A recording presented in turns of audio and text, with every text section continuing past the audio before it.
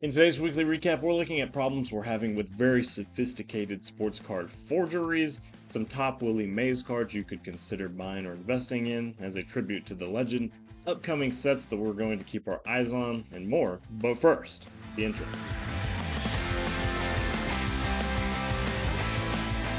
Alright, clearly, this is not the normal setup I have. It's in suboptimal audio quality too. I'm using my gaming headset, which is sitting in my lap. It looked weird when I was wearing it, but like a sophisticated working adult, I always travel with my PlayStation. I'm gonna be in Florida until July 7th, so I'm here for like 3 weeks, and you're gonna have to put up with 2 suboptimal production value weekly recaps, but we still have sports card news to talk through, so thanks for watching. Anyways, let's dive right in. The big headlining story this week is about highly sophisticated fake autos and patches that are being imported. This is not the first instance of this happening. We did a story recently about $400,000 of seized sports cards that were caught at the border. There were forgeries. I think it was a lot of Wembanyama Prism rookie cards, base Prism rookie cards, and they looked really good. That's the concern. Look at this picture right here. It shows the number to 4 out of 10 flawless RPA of Chris Paul, or not rookie patch autograph, but just, I guess, patch autograph of Chris Paul, and then the authentic one and how close they are. This picture is not actually a great picture, but the point is the detail is getting very tremendous. So there's a lot of attention to detail being paid by these Chinese forgers, and for every card that gets caught by Border Patrol, we gotta assume that a lot of them are getting imported and probably resold. So this is all going on right now, and this article is going to help you figure out how to be particularly safe when it comes to buying cards. PSA's been fooled by them before, and so has GBTC, the Chinese grading company that's like the equivalent of PSA in China. And there's a channel we recommend, Sports Cards TV, I'll tag them below. What they do is basically, they're about the same size as us, about 1,000 subscribers, but they're kind of unpacking from the Chinese side what this looks like there. So they're a really good one to follow. They've caught all these different cards that have been faked. Look at all these cards. Some of these are big cards. Tyrese Maxey, Immaculate rookie, Elegance rookie, Paul Reed. He just wouldn't be the first person I'm trying to forge. But anyways, this article not only is going to tell you what to potentially look for, but it identifies what kind of cards that are being forged the most. And it's not, like I said with the Paul Reed, it's not the ones you necessarily expect, but before spending a lot of money on a card, especially one you haven't seen in person, give this article a read and kind of lock and load the information therein. It's a longer one, so I'm not going to go through the entire thing with you, but I do think that there's a lot to remember and a lot of good takeaways from this article. So if you don't read anything else this week, check out this article by Shay on CardLines.com.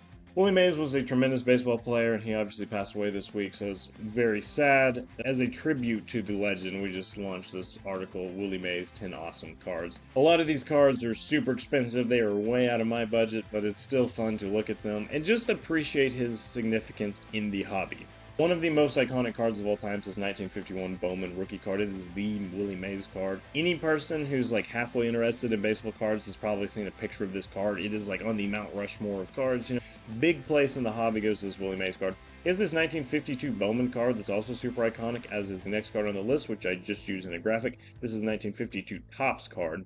And what's cool about his cards, it's not that they have to be just rookie or super cards to be valuable. He has a lot of iconic cards, and he played for so long. He's like a 24-time All-Star.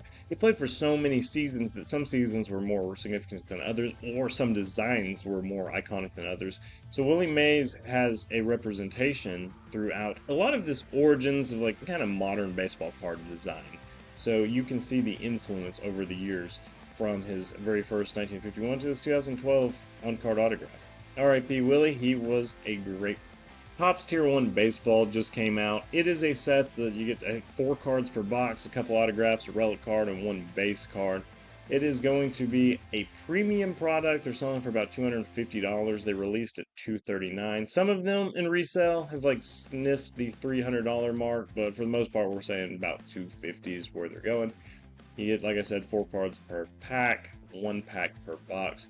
The tiers are cool. Tier 1's 20 cards. They're retired greats. Tier 2 is 50 cards, Major League veterans, and Tier 3 is going to be 30 cards of rookies, so 100 total cards in the base set. You can get a lot of different parallels. Each tier has a few different variations of parallels that you can pull. And then there's a lot of relic cards. Here's all the different relics that you can chase. There's a lot of autographs right here, and after unpacking both the relics and the autographs, we get down to the big question: is this a card product you should hold long term? And the answer, as of right, see how many autographs? And the answer, as of right now, probably not. It's a little bit higher than it has sold anytime recently at $250. So it's nothing that you should buy right now and just put on a shelf, intending to resell 10 years from now. I don't think. I think the price is a little bit out of line.